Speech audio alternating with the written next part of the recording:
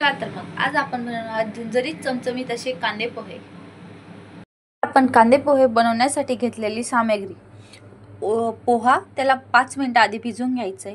त्यानंतर घ्यायचे कांदे, हळद, मसाला किंवा धनाकूट, जिरं, तिखट मिरची आणि शेंगदाणे प्लस नमक आणि कढीपत्ता। चला तर मग आता आपण स्टार्ट करूया पोहे बनवायला। पोहे बनवण्यासाठी आधी कढई घेतली आहे। कढईला आपण इथं छान पैकी तापू देऊ। तर आपण पाहू शकतो आपली कढई छानपैकी तापून झाली आहे। आता तिच्यात घालूया आपण तेल। तेल थोडं कमी घालायचं याच्यात। आपलं इथं गरम झालंय। आता त्याच्यात घालूया आपण कढीपत्ता आणि जिरं। कढीपत्ता आणि जिरा इथलं आपलं छान तडतडीत झालंय। आता त्याच्यात घालूया आपण कांदे। कांदा पोहा म्हटला तर कांदे हे जास्तच पाहिजेले।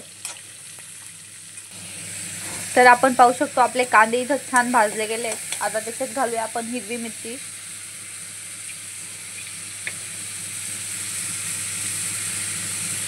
शेंगदाणे। आता याला आपण 2 मिनिटं छान परतू देऊ। आपले कांदे, हिरवी मिरची व सर्व भाजून झालंय थोडं बरं। आता त्याच्यात घालूया आपण स्वादानुसार नमक।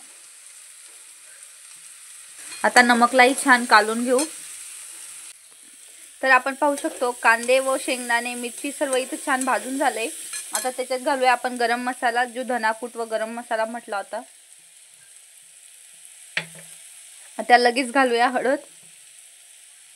आता यांना आधी छान मिक्स करून घेऊ।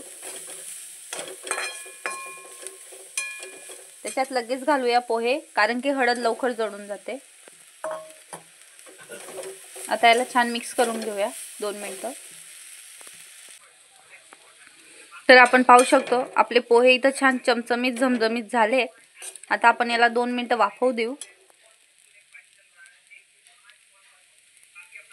तर आपण फायनली पाहू शकतो आपले पोहे इथं छानपैकी शिजून झाले। आता आपण त्याच्यात टाकून खाऊ शकतो किंवा नाश्त्याला वगैरे असं